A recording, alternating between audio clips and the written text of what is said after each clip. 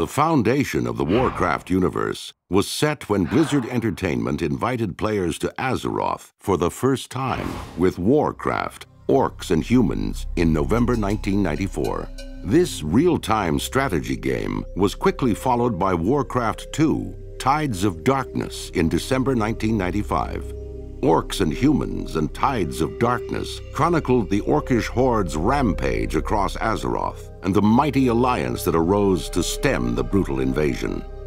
In 1996, Warcraft 2's expansion pack, Beyond the Dark Portal, unveiled the Orcs' homeworld of Draenor, a mysterious realm that would reappear in World of Warcraft. Draenor wasn't the only glimpse of things to come. Memorable races and characters made their debut in Blizzard's early Warcraft titles and became firmly etched in the franchise's mythos.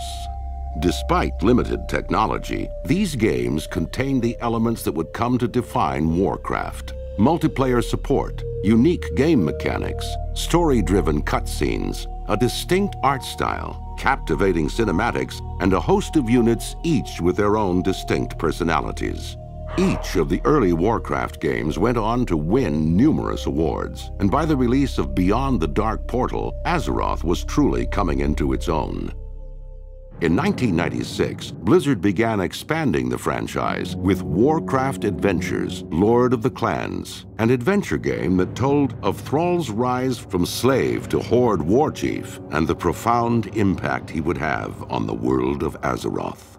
After a series of setbacks, this ambitious project was put on indefinite hold in 1998. But all was not lost. Thrall's story was too crucial to remain untold.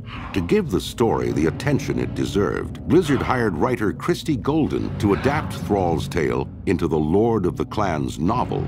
This tradition of fleshing out Warcraft's rich lore and remarkable characters in fiction would continue in a number of books, penned by authors such as Jeff Grubb and Richard A. Knack, and would later carry on into comics and manga. Some of this fiction would even directly tie into the events of Warcraft games. Using the bitter lessons learned from Lord of the Clans, Blizzard returned to Azeroth with Warcraft 3, Reign of Chaos, in July 2002, and its expansion, The Frozen Throne, in July 2003. Warcraft 3 returned to the franchise's real-time strategy roots, albeit with a few twists. RPG elements such as items, leveling, and skill points transformed the game into one that defied simple genre conventions.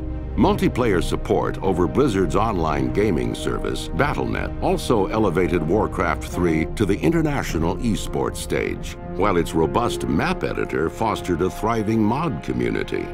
Warcraft 3's sprawling campaign detailed the Burning Legion's invasion of Azeroth and the creation of the Undead Scourge. Through seamlessly integrated cutscenes, key characters such as Sylvanas, Illidan, and Arthas were introduced to fans for the first time. As the epic story unfolded, some of the game's heroes attained salvation, while others suffered damnation.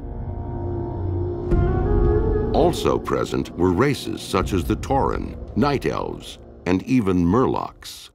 Warcraft 3's rich story and innovative gameplay brought the franchise to new heights, but Azeroth's most stunning transformation was yet to come. As players witnessed Prince Arthas's dark descent to becoming the Lich King, developers were reforging Azeroth into a massively multiplayer online role-playing game. A living, breathing world where players would hold the fate of Azeroth in their own hands. After years of polishing, World of Warcraft was released in November 2004. The game was hotly anticipated prior to release, but its actual reception was beyond Blizzard's wildest dreams. World of Warcraft sold over 240,000 copies in the first 24 hours of release, setting a new day-one PC game sales record. Unlike previous Warcraft games, World of Warcraft allowed players to create their own unique character from a variety of races and classes, many of which had been established in previous Warcraft titles. As players formed guilds, quested with friends, and progressed through World of Warcraft's 60 levels, a flood of free content patches expanded Azeroth even more. Some of these patches unveiled new dungeons, like the ancient caverns of Meridon and the tainted corridors of Dire Maul. Others had gamers put their skills to the test in player versus player combat with the new honor system and battlegrounds. Yet this new content wasn't always focused on combat. A number of patches introduced entertaining world events like Darkmoon Fair and Hallow's End. Each patch built upon the last, improving graphics, balancing gameplay, and adding even more complex dungeons for players who had climbed their way to level 60. Patches 1.9 and 1.11, however, would set a new precedent for what could be done in the game. In the gates of Ahn'Qiraj, entire servers worked together through a series of quests and events that culminated in the opening of Ahn'Qiraj, a mysterious city harboring an evil from Azeroth's distant past. In the shadow of the Necropolis patch, a global scourge invasion heralded the coming of Naxxramas, a floating fortress where adventurers would face some of the Lich King's most terrifying minions. By the close of 2005, World of Warcraft's active players had exploded to more than 5 million, a population greater than that of Norway.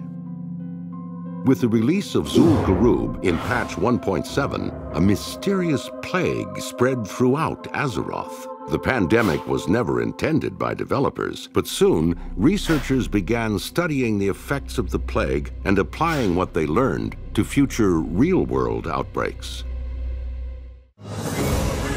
As Warcraft took the world by storm, people from all walks of life were soon drawn together in the realm of Azeroth. In October 2005, the first BlizzCon was held in Anaheim, California. The event showcased exclusive playable demos and became center stage for esports tournaments. Warcraft 3's esports scene was still thriving, and at BlizzCon 2005, a tournament was held to test the mettle of the world's top players. But competition wasn't BlizzCon's only draw. The convention also became a nexus for World of Warcraft's burgeoning community, a place where friends and guildmates from Azeroth could meet in the real world. For World of Warcraft players, some of BlizzCon's most appealing aspects were game announcements and previews. In 2005, attendees got their first taste of World of Warcraft's next expansion, the Burning Crusade. Over the next year, work progressed on the next expansion. By the end of 2006, World of Warcraft's active players had reached over 8 million, more than the population of Switzerland. Shortly after achieving this milestone, the Burning Crusade was released in January 2007. Nearly 2.4 million copies were sold in the first 24 hours, setting a new day-one PC game sales record and surpassing World of Warcraft's original sales figures. Can't wait to play it. With Burning Crusade, the shattered world of Outland that was introduced in Beyond the Dark Portal was opened to players. Along with the stunning new areas of this strange world, flying mounts, new battlegrounds, complex boss encounters, and a new level cap of 70 were introduced. In addition, player versus player arenas made their debut and quickly spawned a competitive esports community in World of Warcraft. Professional gaming teams were formed, and much like Warcraft 3, World of Warcraft arena matches soon became anticipated fixtures at BlizzCon and Blizzard's worldwide invitationals. 2 new races were also added to the Horde and the Alliance, Blood Elves and Draenei. Each race had their own distinct lore. The Burning Crusade's main villain was Illidan, a wayward night elf whose thirst for power would present players with their greatest challenge yet. You are not prepared! Carrying on World of Warcraft's tradition of an ever-expanding world, Illidan's final stand was released in the Black Temple patch. Over the following year, other patches introduced a host of new content, from guild banks to the troll warlord Zul'jin and his diabolical fortress of Zul-Aman. These additions culminated in the Fury of the Sunwell patch, which included a sprawling new Sunwell Plateau dungeon. where players could face the Burning Legion's ruthless leader, Kil'jaeden the Deceiver. Outside the game, Warcraft expanded into a number of different mediums. In 2007, the World of Warcraft trading card game was released. The TCG was the newest addition to a long line of Warcraft products, including highly detailed figures. This tradition of quality merchandise would continue with more exciting releases in the years to come.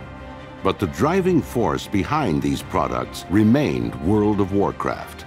For the game's next expansion, one of the franchise's most infamous characters would take center stage. An undead terror whose creation in Warcraft 3 began a legacy of pain and suffering on Azeroth, the Lich King. At BlizzCon 2007, the Wrath of the Lich King expansion was officially announced. Tonight! In the year that followed, developers worked feverishly on what they hoped would be World of Warcraft's most groundbreaking expansion yet. In addition to raising the level cap to 80, Wrath of the Lich King would invite adventurers to the frozen continent of Northrend and introduce Warcraft's first hero class, the Death Knight. A new technique called phasing, where certain areas change based on what quests a player has completed, was also put to use. Phasing had come about in the Burning Crusade. From its innocuous discovery, the scope of World of Warcraft changed forever. On November 13, 2008, Wrath of the Lich King was released. One-day sales rose to over 2.8 million copies, trouncing the Burning Crusade's previous record. After the release, active players jumped to over 11.5 million, a population greater than that of Greece. Wrath of the Lich King's stream of content patches presented new game mechanics, such as dual spec and UI improvements.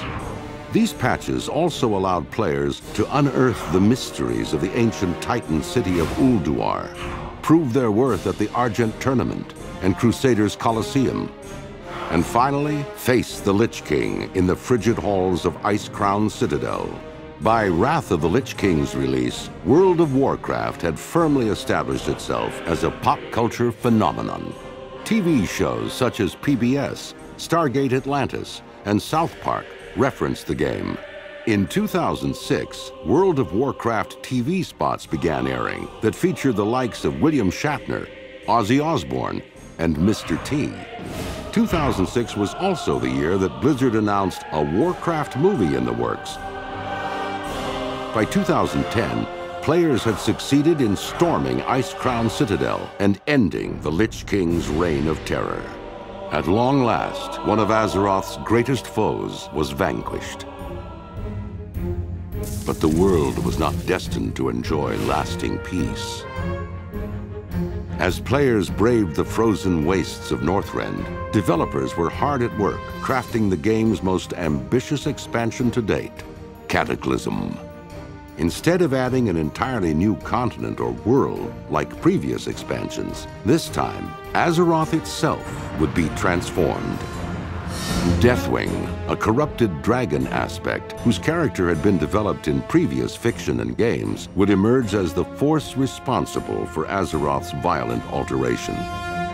Building on game mechanics from previous expansions, Cataclysm would feature new professions, more robust phasing elements and story progression, and two new races, the cursed Worgen of Gilneas and the embattled goblins of the Bilgewater Cartel. With Cataclysm, Warcraft is once again on the cusp of a new age. Carrying on the tradition of innovation established over a decade ago, the story of Warcraft's valiant heroes and captivating realms has only just begun.